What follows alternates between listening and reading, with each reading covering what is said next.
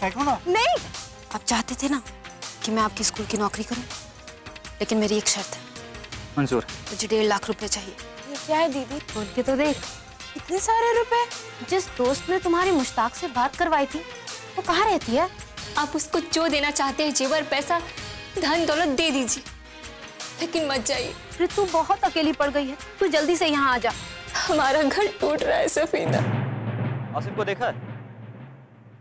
पता नहीं, उस दिन आया था हमारे घर पे कुछ काम से। हाँ, तो हम भी उसी का तो तलाश कर रहे हैं। आसिफ जी करते हैं हमसे बात। कहाँ जा रहे हो? घर पे ही जा रहा था।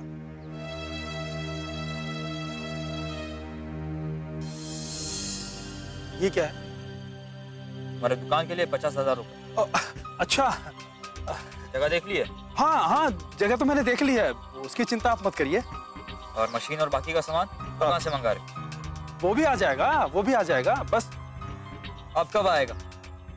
तो सफीना आई थी और उसने काम करने के लिए हाँ कर दिया हमारे स्कूल में, इसलिए हमने उसे 1 लाख रुपए थमा दिए थे।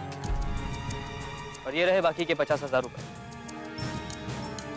दुकान जल्द से जल्द शुरू हो जानी चाहिए। 1 लाख रुपए ले ली और मुझे बताया तक नहीं। क्या हुआ? किस सोच में पड़ गए? जी कुछ नहीं, मैं सोच रहा था कि कितनी फिक्र है आपको हमारे परिवार की। आज के जमाने में कहाँ कौन किसकी मदद करता है। ऐसी थोड़ी कोई किसी को इतनी बड़ी रकम दे देता है। यूं ही कोई नहीं करता ना, हमने किया। अल्लाह की मेहरबानी से हमारा कारोबार बढ़ रहा है और उसे संभालने के लिए हमें किसी समझदार और ईमानदार इंसान की जरूरत है। और हमारे लिए सफीना से ज्यादा समझदार और ईमानदार इंसान कोई नहीं। आने वाले दिनों में स्कूल के साथ साथ उसे हमारा बाकी काम भी संभालना होगा। समझ में नहीं आता किन लफ्जों में आपका शुक्रिया अदा करूं। हमारे लिए तो आप फरिश्ता हैं। ठीक है, ठीक है, शुक्रिया अदा करना है तो सफीना का करो। जाओ दुकान खोलने की तैयारी करो। जी सलाम।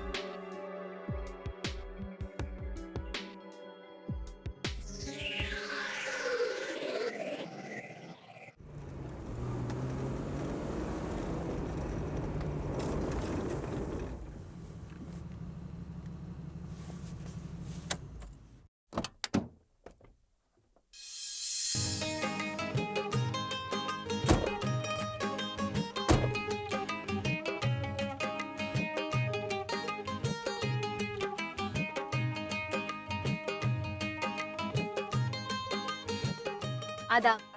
आदाब। नंदिनी जी, मैं इन दोनों से आपका रूबरू करवाती हूँ। ये है हाजी मोहम्मद और ये है डॉक्टर वासुदेव।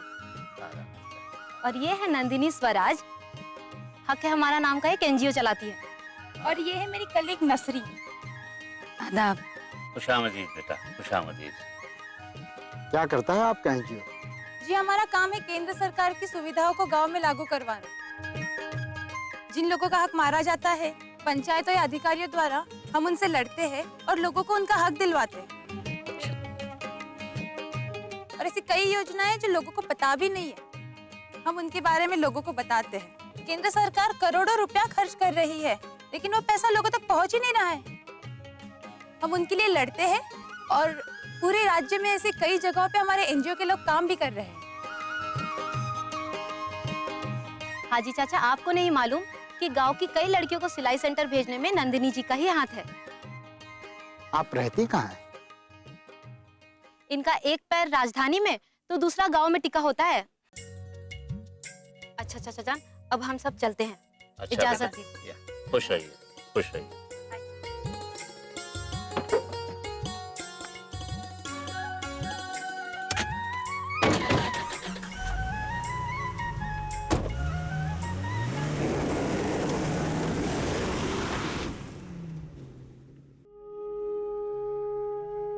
अरे दीदी, अरे सफीना बेटी। सलाम चाची जान। आराम से बनाओ बेटा, आराम से संभाल के। चाची जान, यह है नंदिनी जी। जी नमस्ते। नमस्ते बेटा। बैठो ना बेटा। जी नहीं, मैं ठीक हूँ। अरे नहीं, बैठो। हाँ, नंदिनी जी, ये है ऋतु, पूर्वा की छोटी बहन और मेरी भी। मैडम, मैं आपसे पहले भी मिल चुकी हूँ। आपने हमारे कॉलेज में शिक्षा और समाज पे वर्कशॉप लिया था, पर आपके साथ वो नसरीन मैडम भी थी ना, वो कहाँ है? जी हाँ, नसरीन भी आई है। उसे कुछ काम था इसलिए वो उसमें बिजी है। और तुम वो वर्कशॉप में थी? जी मैडम। मैडम नहीं, दीदी बोलो। जी दीदी। बेटा, ये डॉक्टर नहीं है क्या? नहीं नहीं चाची, ये डॉक्टर तो नहीं है, मगर इनकी जान पहचान बड़े बड़े डॉक्टरों से है। जिला अस्पताल में आपके ऑपरेशन का सारा इंतजाम यही करवाएंगी। अच्छा, अरे ठीक हूँ मैं। ऑपरेशन का खर्चा क्यों कर रही है आप लोग? ताकि आपकी तबीयत जल्द से जल्द ठीक हो जाए और आप खुश और निरोगी रहे। सच में आप माँ का ऑपरेशन करा देंगी? उसमें क्या बड़ी बात है? बड़ी बात ऑपरेशन कराना नहीं है दीदी, उसके लिए पैसे जमा करना है। दूसरे लोगों से कम पैसे लगेंगे इनके इलाज के लिए।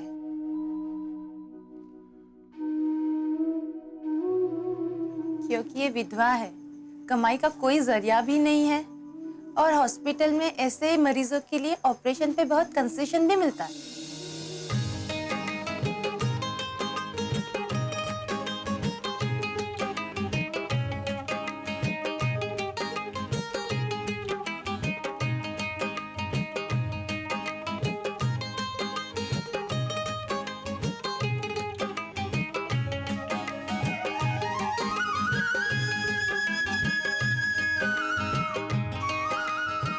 बहुत दर्द होता है माँ को, मुझसे तो देखा भी नहीं जाता है।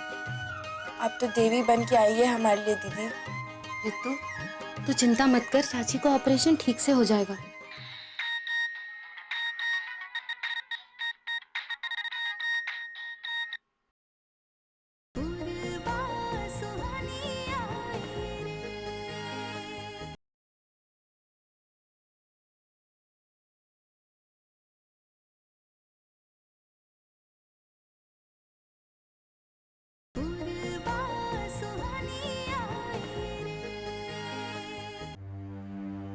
सफीना दीदी का ही तो सहारा है दीदी। देखिए ना, एनजीओ वाली नंदिनी दीदी को लेकर घर पे आई है। माँ का ऑपरेशन हो जाए तो दर्द से छुट्टी मिले उनको। बेचारी बहुत तकलीफ में है। रो मत रितु। हाँ देख, माँ ठीक हो जाएगी। और तू तो इतनी समझदार है, फिर तुझसे इतनी बड़ी गलती कैसे हो गई? तू अपनी दोस्त की बातों में कैसे आ गई? अगर वो आदमी तुमको शहर ले जाके बेच देता तब क्या होता? तुमको ये सब कैसे मालूम हुआ दीदी? सफीना ने बताया हमें। क्या करती दीदी, माँ का दर्द देखा नहीं जा रहा था, कुछ समझ में नहीं आ रहा था। जैसे ही तुमसे बात हुई, तुमने कहा कि कभी यहाँ पे फोन मत करना पैसों के लिए, मैं तो टूट गई। दिमाग में सिर्फ एक ही बात चल रही थी कि किसी भी तरह से बस माँ का ऑपरेशन हो जाए। इन्हीं सब वजह से ये सब हो गया दीदी। हमें माफ करना रितु, हम बहुत मजबूरी में। जितना सब कुछ आसान दिखता है ना, वैसा नहीं होता। अब तुझसे क्या बताएं? मिल के बताएंगे। मैं समझती हूँ दीदी, दरअसल गलती मेरी ही है। मुझे आपके वहां फोन ही नहीं करना चाहिए था पैसों के लिए। मुझे माफ कर दो। और रुलाएगी का हमको? हाँ,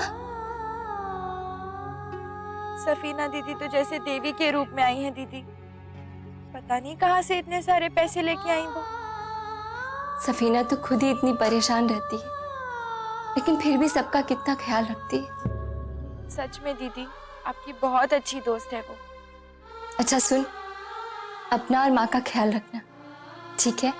आप भी अपना ख्याल रखना। तो चाची अब हम चलते हैं, आप आराम कीजिए ना, लेट जाइए आराम से।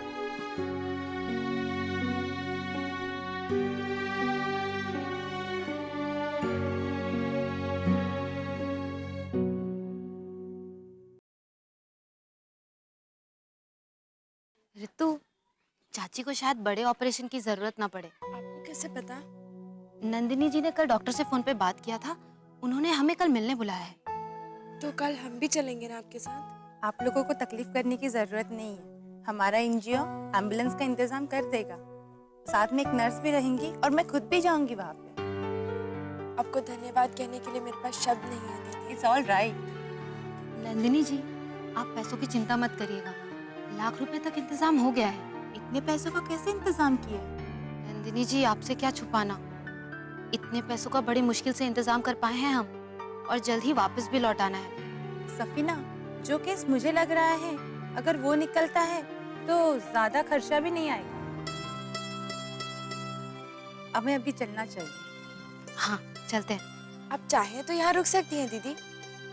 नहीं, फिर कभी। अभी बहुत सारा काम बाकी है और वो नसरीन दीदी भी तो वेट कर रही है मेरा।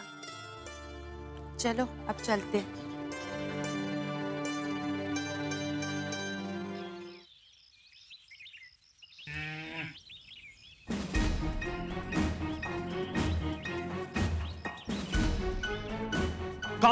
कहाँ जा रही है? बताना कहाँ जा रही है? भाईजान वो बस बस बस, वो उतने सारे रुपए तूने कहाँ रखे हैं? जवाब दे मुझे, बोल। मैं क्या पूछ रहा हूँ? कौन से पैसे? क्या कह रहा है तू? अरे पूछो इससे, ये बताए कि खुद किन रुपयों की बात कर रहा हूँ मैं। बोल दो ना सफीना बाजी, कौन से रुपए, कैसे पैसे? 1 लाख, पूरा 1 लाख रुपया लेकर आई है सिकंदर मिर्जा से मेरी दुकान खोलने के नाम पर। पूछो इससे। तुम्हारा दिमाग फिर क्या है? 1 लाख रुपया लाएगी और हमें पता नहीं चलेगा? जाओ ढूंढ लो घर में पैसे। मैं क्यों ढूंढूं? मैं क्यों ढूंढूं जाकर के?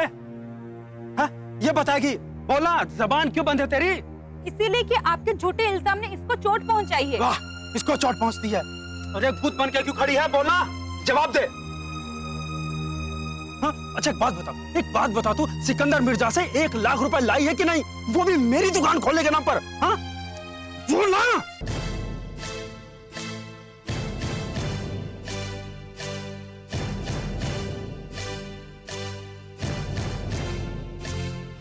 हाँ, लिया है मैंने 1 लाख रुपए सिकंदर मिर्जा के यहाँ से।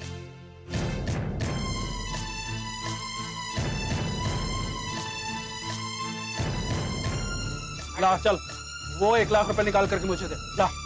नहीं भाईजान, वो पैसे मैं आपको नहीं दूंगी। मैंने सिकंदर मिर्जा की गुलामी इसलिए मानी क्योंकि उन 1 लाख रुपए से किसी की जान बचने वाली है। कोई मौत के मुंह में है भाईजान। अच्छा एक बात बता, क्या वो पैसे तू सिकंदर मिर्जा से मेरी दुकान खोलने के नाम पर नहीं लेकर आई है? नहीं भाईजान, आपके दुकान से ज्यादा जरूरी था किसी की जान बचाना। मैं अल्लाह को क्या मुंह दिखाती, मैं मजबूर थी, इसलिए मैंने ना चाहते हुए भी सिकंदर मिर्जा की मुलाजिम बनने की शर्त मंजूर की। मुझे बताएगी जरा, किसकी जिंदगी बचाने के लिए वो रुपए लाई है तू? वो आपके लिए जानना जरूरी नहीं। वाह, मुझे जानने का कोई हक ही नहीं। हाँ, बहुत अच्छे। सुना आपने? सफीना, सीधे सीधे जवाब दो, वरना मुझसे बुरा कोई नहीं होगा, समझी? जवाब मैं आपको देती हूँ। सफीना दीदी ने वो पैसे हमारी माँ की जान बचाने के लिए लिए। जो काम हम और हमारी बहन अपनी माँ के लिए नहीं कर पाए, वो काम हमारे लिए सफीना दीदी ने किया। हम उनका ये एहसान सारी जिंदगी नहीं चुका पाएंगे। फर्ज कौन निभाता है आज दीदी? मेरे भाई का ये फर्ज नहीं बनता कि वो अपनी बीमार माँ के इलाज के लिए पैसे भेजे, मगर कहाँ भेजा उन्होंने? फर्ज याद रहा तो आपको, उस औरत को जो खुद मुश्किल में। ऐसा तो कोई फरिश्ता ही कर सकता है। ऐसी बहन पे उंगली मत उठाओ आसिफ भाई। हाँ, तुम्हें तो 1 लाख रुपया मिल गया है ना, फिर तुम्हें क्या फर्क पड़ रहा है कि वो रुपया कहाँ से आया है और कैसे आया है? अच्छा है। ऐसा नहीं है आसिफ भाई, हमको तो मालूम भी नहीं था कि सफीना दीदी ने हमारी मदद के लिए सिकंदर मिर्जा की नौकरी स्वीकार की, क्योंकि हम तो सफीना दीदी को बचपन से ही जानते हैं। वो किसी की गुलामी नहीं कर सकती, आजाद ख्याल की है। ये भले ही 100 रुपया का काम करे, लेकिन हजारों रुपयों की नौकरी को ठोकर मार सकती है। मगर हमारे लिए उन्होंने किसी की नौकरी स्वीकार कर। आपके इस किए का मोल हम कैसे चुका पाएंगे दीदी? ऋतु बिटिया, किसी की जिंदगी बचाने का काम अनमोल होता है। खुदा की बंदगी है ऐसा काम। हमें हमारी बिटिया पे फक्र है। अरे लेकिन कोई मुझे बताएगा कि मेरी दुकान का क्या होगा? आपकी दुकान आज नहीं तो कल खुल जाएंगी। अगर सही वक्त पे इनकी माँ का इलाज नहीं हुआ तो वो नहीं बचेंगी। खुदा ने जो इम्तिहान लिया है इनसे, इन्होंने बखूबी पास किया है। दीदी,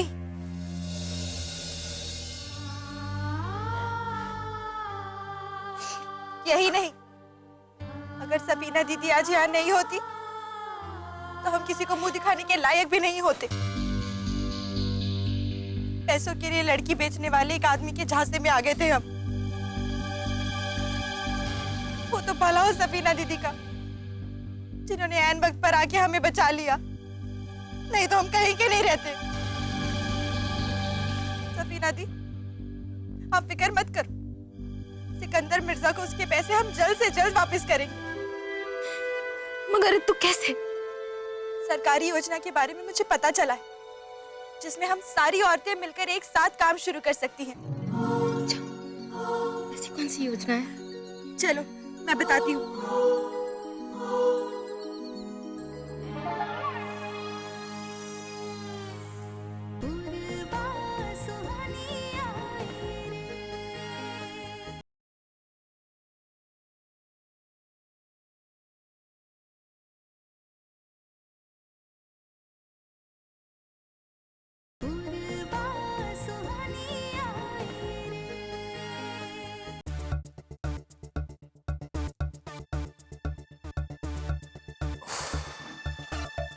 बहुत बड़ा मेहरबानी आपका लखन बाबू। अरे आपने हमरा जमानत करा दिया। क्या दोस्ती यार में मेहरबानी की क्या बात है? कब आए? आज ही आया हूँ लखन बाबू। कहा लखन बाबू, बहुत परेशान लग रहे हो। परेशानी की तो बात है मोहरवा, हमारी बीवी ने सारे रास्ते बंद करवा दिए। खाने को बनता है ना पीने को। ये हरिश्चंद्र की औलाद को हमरे ही घर में आना था। अब कुछ ना कुछ उपाय तो निकालना ही पड़ेगा। अरे उपाय निकल आएगा। इस बार के चुनाव में प्रधान जी का पत्ता साफ करा दीजिए, रास्ता अपने आप ही निकल आएगा। अरे वो तो तय है ही। पंचायत के चुनाव में अभी वक्त है, तब तक क्या ऐसे ही कंठी माला पहने रहे? कोनो माला वाला नहीं पहनना पड़ेगा।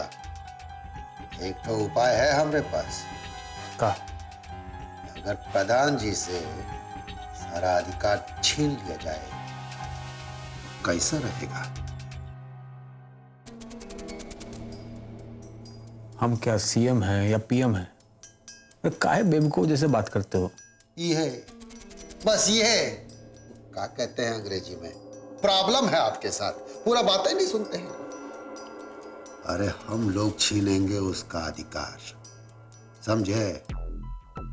कैसे बताओ? एक तो एग्रीमेंट पेपर पे प्रधान जी का दस्तखत लेकर उसका अधिकार अपना हाथ में ले लीजिए, फिर देखिए।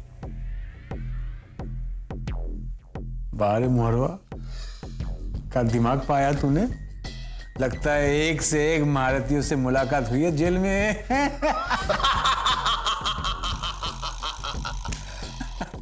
चाची जी को हॉस्पिटल में एडमिट करवा दिया। आज उनको वही रहना होगा। कोई चिंता की तो बात नहीं है ना? अरे बिल्कुल नहीं, नर्स है वहाँ पे और एनजीओ के लोग भी तो है। कोई चिंता की बात नहीं है। अच्छा दीदी, मुझे ना आपसे एक राय लेनी थी। हाँ हाँ पूछो। मुझे नौकरी मिल सकती है क्या? क्यों नहीं, पर तुम्हारी पढ़ाई? वही तो ना दीदी, मुझे ऐसी नौकरी चाहिए जो पढ़ाई के साथ साथ हो जाए। आप लोग वुमेन सेल्फ हेल्प ग्रुप बना के कोई काम क्यों नहीं स्टार्ट करती? ये क्या होता है नंदिनी जी? ये एक ऐसा समूह है जिसे पंचायत और गांव की औरतें मिलके चलाती है और बैंक उन्हें आसानी से लोन भी दे देता है। ये तो अच्छा है। और इसमें धीरे धीरे जिला स्तर पे महिला को भी जोड़ा जा सकता है। तो फिर किस किस तरह के काम कर सकते हैं हम इस समूह में? कोई भी दूध का काम या फिर अचार पापड़ बनाना, कपड़ों से लेके फर्नीचर तक और चूड़ी कंगन का काम भी तो कर सकती हो तुम लोग। कल ही मैंने न्यूज़पेपर में पढ़ा था, किसी पंचायत की महिलाओं को 2 लाख रुपए का लोन भी मिल गया बैंक से। और आजकल तो औरतें कोऑपरेटिव बना के 15,000 तक कमा लेती है महीने में। 15,000? हाँ, 15,000। ये स्कीम बहुत दिनों से चल रहा है। और ऐसी समूह की महिलाओं को बैंक बड़ी आसानी से लोन भी दे देता है, क्योंकि महिलाओं ने हमेशा बैंक का लोन टाइम पे चुकता किया है। मगर मैं सोच रही थी कि किस तरह का काम हम शुरू कर सकते हैं। अब ये तो तुम लोगों को ही डिसाइड करना होगा। आप लोग कौन सा काम अच्छे से कर सकते हो और कौन से काम में आप लोगों को रुचि है, अब ये तो आप लोगों को ही पता। अचार और पापड़? हाँ बिल्कुल सही सोचा आप लोगों ने। नहीं नहीं ऋतु, अचार और पापड़ का काम सही नहीं रहेगा।